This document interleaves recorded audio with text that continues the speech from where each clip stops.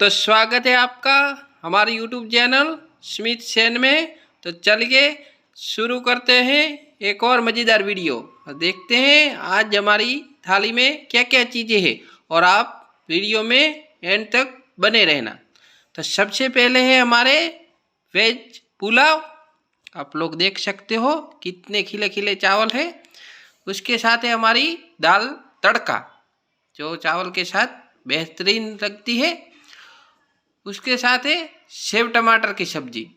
इसमें हमने पिसा हुआ लहसुन, अदरक और हरी मिर्चें डाली हुई है। आप इसका कलर देख सकते हो। साथ में है हमारे मसाले वाले पास्ता।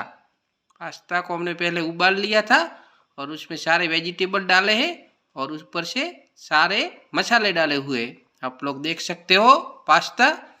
साथ में हमारा सलाद जिसमें ककड़ी, टमाटर और प्याज है। ऊपर से हमने थोड़ी सी लाल मिर्च और चाट मसाला डाला हुआ है। सलाद वजन कम करने के लिए अच्छा होता है। और उसके साथ है हमारा खट्टा मीठा आम का अचार।